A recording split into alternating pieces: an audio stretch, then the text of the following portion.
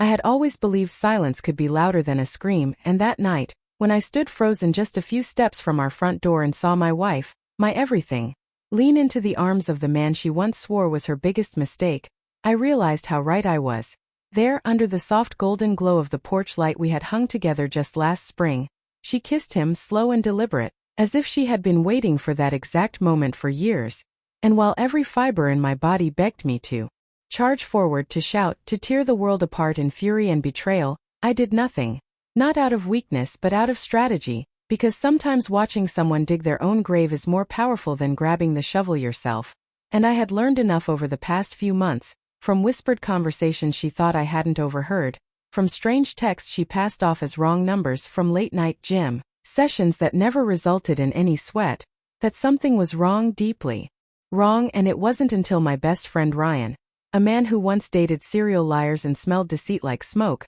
told me, "Derek, she's playing you," that I let the seed of suspicion grow into a plan, because blind trust is the greatest advantage a liar has, and I wasn't going to give her that anymore. So I waited, watching her behavior spiral, letting her think I was too caught up in work, too buried in reports and late hours at the office to notice her new perfume, the smile she reserved for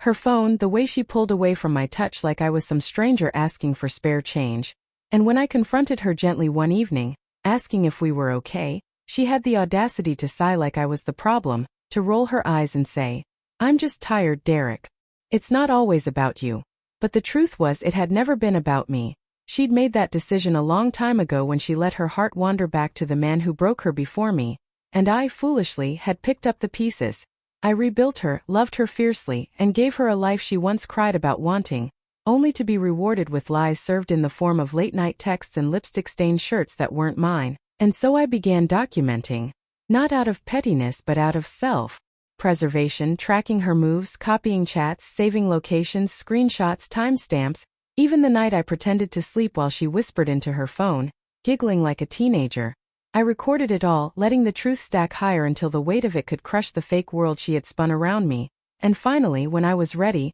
I told her I'd be away on a work retreat, 3 nights out of town, no calls, no interruptions. And her eyes lit up for just a second too long, her fingers twitching like they couldn't wait to text anyone, and that's when I knew it would happen, that she'd use my absence like an open door to her secret life. I rented a hotel 2 blocks away, set up hidden security cameras at our home, silent watchers she'd never suspect, and waited, each passing hour stretching into eternity, until the alert came. Movement at the front door, and when I opened the feed and saw him, Jake,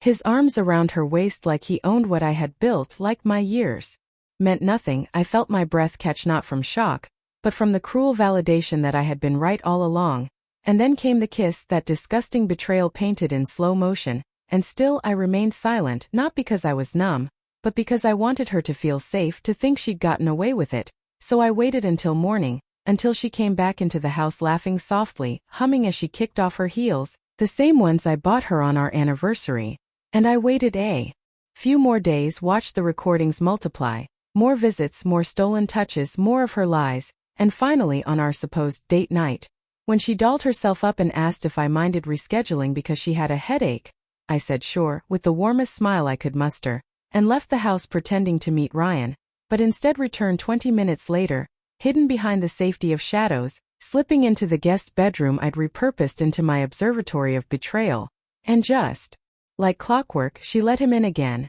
giggling like they were kids sneaking behind their parents' backs, never realizing the cameras captured every second, every moan, every whisper of "he'll never know." And when it was over, when he left and she stood in the hallway staring at her reflection like nothing was wrong, I walked out quietly, my footsteps soft on the hardwood floor, and when she turned and saw me, color drained from her face faster than a sunset in a storm, and I handed her the tablet. No words, no accusation, just the truth in motion, and as she watched herself lie, cheat, and betray in crystal-clear footage, her hands trembled, her lips parted, but no apology came, only silence, because she knew the act was over, the mask had slipped, and I, the man she thought would explode and beg or rage, simply walked past her, out the door and into the night, leaving her alone with nothing but the echo of her choices. And even as she called after me, sobbing now, screaming my name like it would fix what she shattered, I didn't stop, didn't flinch, because silence in that moment screamed louder than anything I could have said.